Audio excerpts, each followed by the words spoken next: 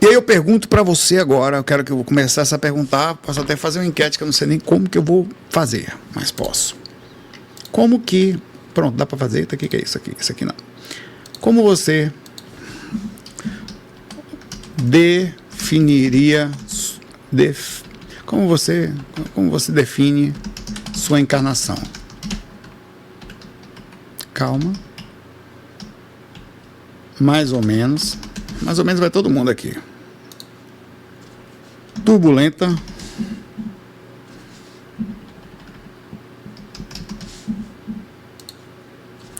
Perdida. Por que eu estou te falando isso aqui? Porque vocês não pensam nisso. Para você se preparar para o desencarne, você tem que olhar como você está agora. Ou na média de como você tem vivido, que te levou até agora. Não seja tão pessimista, seja realista, tá? Realista. Sobre os vários pontos que são importantes para o processo do desencarne. Por que eu estou perguntando isso aqui para você? Porque isso aqui vai definir o seu desencarne. Existe uma pequena porcentagem, entre 10% e 15%, de queda em zona inferior. Isso está dentro das possibilidades estatísticas da encarnação. Não são para todos nós isso, mas é uma possibilidade até razoável de seres que não conseguem se desprender. Por quais são os motivos que fariam com que sua preparação... A primeira coisa que eu quero falar é que fariam com que a sua preparação para o desencarne estivesse em estado de risco. Quer dizer, você vai chegar no mundo espiritual sobre um risco. Não, primeiro deles, como que está a sua consciência emocional? Eu não estou especializando, de forma generalista. Como que você está internamente? Eu queria que você fizesse essa análise, cada um vai fazer sua análise. Olhe para você, compare com situações externas, porque às vezes nós olhamos demais para a gente. Tem as duas coisas. Nem olhe muito para os outros, nem deixe de olhar para você, as duas coisas. E compare a média de como você está em relação ao externo. Mas compare você consegue dormir bem? A que ponto, olhe para os últimos 5 anos da sua vida. Como que eles estão, como foram, e o que te trouxe até aqui agora? Mais um ponto. Se eu acabei de lhe matar, eu comecei esse vídeo fazendo isso, tirando, matar no sentido positivo, tirei você da encarnação. Tirei. Você acabou de chegar no mundo espiritual exatamente como você está agora, nesse ponto. É a viagem difícil, porque às vezes dá a chance de dizer tchau. Quando a pessoa fica bem velhinha, está nos seus 80, 90, 100, né? Ela já começa a entender. Minha avó falou isso para mim. A avó tinha 86 anos. A última vez que eu falei com ela, mãe da minha mãe. Olha, vem me ver, porque eu não sei quanto tempo que eu... Minha lúcida, impressionante. Não sei quanto tempo que eu vou ficar aqui. 2 meses depois ela morreu. Eu não fui. Então ela conseguiu se despedir de mim, né? Assim, se despedir é uma... Mas aí se despedir. Eu, quando eu vou embora, eu falo tchau pra vocês. Quando eu chego, eu digo oi. Quando você chega numa festa, você fala oi, tchau. É uma despedida até das mais intensas, porque você não sabe de forma lúcida a presença, que quando é que você vai ver de novo. Eu vi minha avó Edeni com a minha mãe, tá? O nome dela é nomes antigos, né? Qual é o nome do seu avô e da sua avó? Vamos fazer um treino aqui para ver quais são os nomes mais diferentes que tem. Edenir. Minha avó é Edenir. Nomes de criança que talvez não venham a existir mais. Mas é interessante como antigamente tinha uma certa liberdade, né? A gente talvez seja fases, né? Mudando, né? Daqui a uns anos talvez alguns nomes não sejam mais comuns hoje, não serão mais no futuro. Mas eu creio que o nome serão diferentes da Alziza aí, ó. Altina, Pascoal, Adélia, Henriqueta. Roque Arthur não é nem tão diferente assim. Orinísia, Edeltrudes, olha quantos nomes. Elosefa, Lenice, Gonçala, Afonsina, Sônia, minha tia chama Sônia, mas acho que Sônia tá ficando. É porque não dá para saber quanto tem, né? São nomes diferentes, né? Cada nome é qual é o nome interessante. Não vou ler mais, que é muito interessante. Como isso for, né? Meu avô chamar José, ainda tem Antônio, meu nome, pai do meu pai. E a outra chamar Beatriz, ainda existe. E essa minha avó Edenir, que era diferente. Mas tinha outras vozes também que eram diferentes também. A bisavós, né? Jovelina, que interessante, né? Tem um monte, né? Tem nomes assim, diferentes. Mas vamos voltar. Targélia, né? Para mim, boas lembranças. Voltemos. Você chegou desse jeito lá. Cara, como eu disse, vamos agora fazer o seguinte. Se você não está pesado, mais pesado seria preso à matéria, você está muito agoniado, não sei o que, muito. Se você sair e ficar assim, você vai ter que se desvincular da sua poupança. Viu? Aliás, eu queria dizer a você, quanto é que você... Não fale. Se você tem um dinheirinho na poupança, prepara isso aí, vou passando chegar de lá, ficar agoniado. A galera vai cair para dentro do seu dinheiro, viu? Os filhos preocupados.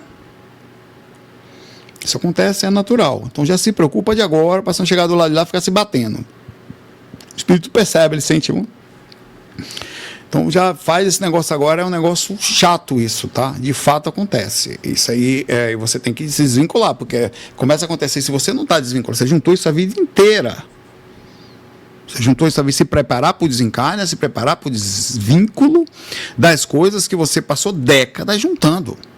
Matéria, casa, carro, e eu vou entrar nas outras questões, os apegos emocionais, seus parentes, seus cachorrinhos, seus gatinhos, seus bichinhos e outras coisas que você pode, de repente, ter uma certa conexão que não seja material, mas ela existe. Tem gente que está há 50 anos vivendo na mesma casa. A pessoa não sabe o que é. Ela não sabe se desvincular daquilo. Ela nem consegue se mudar. Você fala para ela para se mudar, é querer matar ela. Ela não consegue. E você precisa entender que você vai se mudar. Você vai sair da matéria. E não tem o que fazer. E é na tora. Não tem o que fazer. Você pode aplicar botox, fiofosóx, narozox, que não vai ficar. Tu vai voltar. Ninguém ficou, ninguém vai ficar. Isso é uma regra. E a gente precisa trabalhar isso. Voltando. Fora essas questões, se você não tiver com raiva, tem muita raiva de alguém, emoções extremas, pode deixar coisas, pontos a se preocupar. Ou me ouça, porque essa é uma visão de um projetor astral Zaku. Observe o seu apego a coisas. Principalmente coisas que você não consegue... Ana Lúcia, muito obrigado, me ajuda na faculdade. Não consegue ficar sem. Não vai ser fácil se desvincular dos vícios, mas você vai ter toda a ajuda do mundo, tá? Toda. Eu vou explicar calmamente quando você chegar do lado de lá. Antes de chegar, eu estou passando pelo umbral, com a possibilidade de você não ficar nele. Um vício pode te deixar no umbral, já expliquei para vocês várias vezes, porque falarei de novo agora, rapidamente. Como acontece mais ou menos a possibilidade de você ficar no umbral? Através de um vício. Uma saudade, um apego, a mesma coisa, tá? Só muda um pouquinho a direção psicológica. Todas as pessoas são amparadas, ponto. Todo mundo. Mas a não ser que você não tenha condições mentais de perceber o amparo. Também. Você não está assim, você está assistindo um vídeo, então você não está assim. Um cara totalmente louco não consegue ficar aqui. Está por aí drogado no meio da rua, sem olhar para o lado. Essa é a chance garantida de você já praticamente estar com um caminho lá na zona inferior. Não tem o que fazer, velho. Você não tem comunicação com você, como é que vai amparar? A consciência é uma coisa respeitável. Nível de consciência é uma coisa respeitável. Seu mentor chegar perto de você, nem ele pode fazer nada. Se ele vê, ele tenta, mas não pode induzir. Você vai ser respeitado. Por mais que pareça ruim, é o seu momento. Vai despertar, vai sair do mistério. As questões de vício, você está desencarnou. Acabou de chegar, você está como eu falei a você, eu lhe matei no começo desse vídeo, aos 7 minutos. Você chegou no mundo espiritual, o cara pegou você, amparou, você tem algumas coisas. Qual o tipo de morte que você teve, que já vão entrar, que vai reagir na possibilidade de estar ou não consciente por um determinado tempo. Perceber ou não, o tipo de crença e conhecimento espiritual que você tem sobre isso, ou, independente disso, o conhecimento inato que você tem e consegue colocar em prática. Normalmente, quando você tem um conhecimento inato, ele é tão forte que está com você no corpo e você passa a ter um caminho espiritual no corpo. Você não consegue não ser assim. Encarnado, você já pega alguma espiritualidade, vai ser budista, vai ser Jurei Center, você vai ser alguma coisa que vai fazer você acreditar, você vai sentir, então você segue porque aquilo lhe pega. Então você já tem uma certa abertura, que significa que você é um experiente em morte. Quem desencarna, encarna, desencarna, encarna, você é macaco velho em morte. Alguns, nós precisamos dizer isso, existem situações de umbral de pessoas que não estão acostumadas a encarnar na planeta Terra ainda também. Um extraterrestre pode cair no umbral, ele não está acostumado com o vício. Você pega um morrão fumegante e bota na mão do extraterrestre, ele enlouquece. Ele não está acostumado, ele não tem essas mesmas emoções e reações químicas. Então, existem situações que podem acontecer com qualquer padrão de consciência. Você tem conhecimento do planeta Terra? Não. Então, você vai ter dificuldade. Você tem conhecimento com raiva? Não. Então, você vai ter dificuldade. Você tem conhecimento de não dar soco no olho do coleguinha e não xingar o coleguinha? Não. Você vai ter dificuldade. E não morder. Qualquer coisa, você dá uma dentada no coleguinha. Você tem conhecimento disso, você vai ter dificuldade. Natural. Então você está lá no mundo espiritual, pegaram você está com a placenta da encarnação ainda. O bebê, quando nasce, tem uma placenta que o manteve sob nutrição enquanto estava na barriga da mamãe. Você tem uma placenta que foi mantida em nutrição enquanto estava na barriga da mamãe terra, que é o sistema chamado duplo etérico, ou corpo psíquico, ou energias mais densificadas. Ela é muito específica. Veja, placenta é órgão, corpo também é órgão. Estou falando de uma coisa, energia densificada. Outras energias continuam com você. Está falando de um órgão. É uma intermediário que vai alimentar, e cara, faz todo sentido, vai alimentar você durante a encarnação. Ele vai intermediar a encarnação. Todo o assédio acontece por causa desses órgãos, principalmente, tá? Toda a intermediação de assédio, toda a mediunidade acontece nesse órgão, nesse corpo intermediário. Porque a consciência com a sua energia lá não tem nenhuma conexão com o corpo físico. Todas as ações com o corpo físico são feitas através de uma densificação. Ou ele vai usar a sua energia, ou vai usar a energia de alguma coisa para fazer intermediar. Então é preciso ter intermediação. Então você chegou do lado de lá com placenta, com padrões culturais e tipo de morte. São 3 coisas que vão margear a sua desencarnação. Como que está a sua cabeça, emoções medianas no geral, quer dizer, cultura, personalidade, psique, conhecimento ou não. Como é que estava você, preparado ou não? Porque você pode ser um jovem, com a vida na frente, tudo pegando, de repente você desencarna e começa a berrar, porque não era para ter sido. Tomou um tiro, desencanou. Por vários motivos podem acontecer. Isso está aqui, na encarnação é assim, ó, para voltar.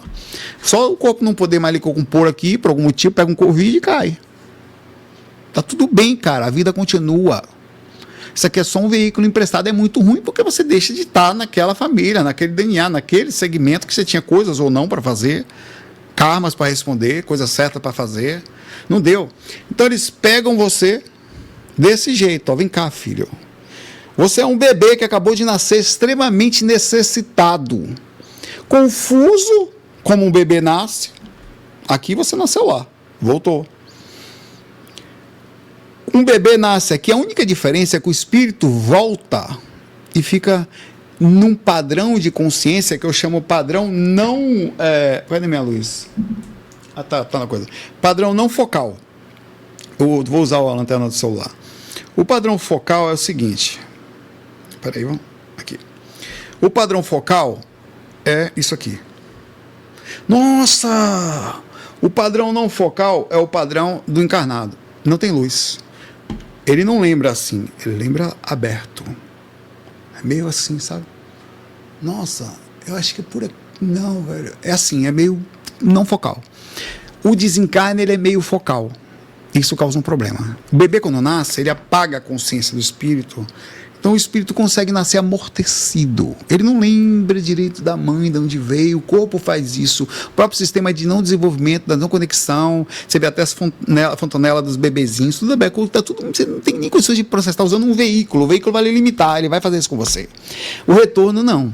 O retorno, você tem a lembrança do que aconteceu ali e não na posterior. Então o que vai acontecer? Como você está? Os caras vão pegar você está consciente ou não está? Você sabe que morreu ou não sabe? Se sabe que morreu, como que tá? Tá agoniado? Como é que eu sei se eu vou estar agoniado ou não agora? Por isso que eu lhe matei. Eu quero que você pense agora o que ficou. E você não deu tchau pra ninguém. Você acabou de morrer, velho. Não dei tchau. Você não deu tchau. Obrigado, Paula. Já te respondo. Obrigado pelo carinho, tá? De verdade. Você não deu tchau pra ninguém. Não tem tchau pra cachorro, não tem tchau pra sua conta corrente, não tem tchau pro banquinho que você fica sentado ali, fumando um morrão de 3 metros. Não tem nada de tchau pra ninguém.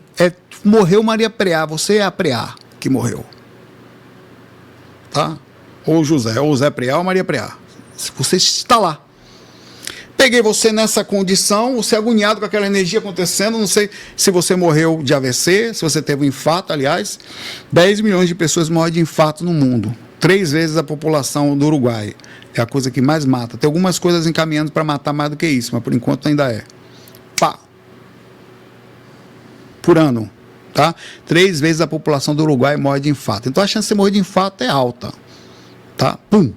Uma outra parte significativa da população morre de infecção. Uma parte grande. Tá? Outro tipo de morte, tá? Se você tem um infarto, você entra para ter infecção também. Mas é um padrão. Se tivesse que comparar assim, o que mais morre, no sentido geral, é isto no comparativo. Mas, no geral, os caras não botam morrer de infecção. Você entrou com uma coisa, teve uma infecção, morreu. Mas que vai morrer mesmo é de infecção hospitalar, ou infecção de alguma coisa, ou pneumonia. É o que vai lhe matar. Isso não tem dúvida. Ah, que conversa chata. Não, pai, isso é fato, pelo amor de Deus. Para com a cultura de ter medo da morte. A morte é um caminho... Você tem que... É a única coisa que você tem que conversar. É preciso conversar. Sabe quem faz muito bem isso? O budismo. Eu não conheço nenhuma filosofia do mundo melhor que o budismo para conversar sobre a morte. Os caras conversam de boa. Eles têm até um livro que você lê sobre isso. Eles pensam, eles analisam, eles... de forma super tranquila. Nós é que temos esse tabu. Até espiritualista tem esse tabu. Não, bate na madeira, tô louco. Não, senhor, vamos conversar. Hoje é para conversar sobre isso. Estou lhe preparando para morrer. E você tem que pensar, ah, não, mas eu vou chamar, pensamento tem força que nada, você vai acontecer, você tem que acontecer, relaxa. Se tiver que ser, não tem o que fazer também, tá? Não tem. E tem probabilidades. Mas se você tiver que ir, que a gente agora, ouvindo esse vídeo, chegue mais ou menos pronto.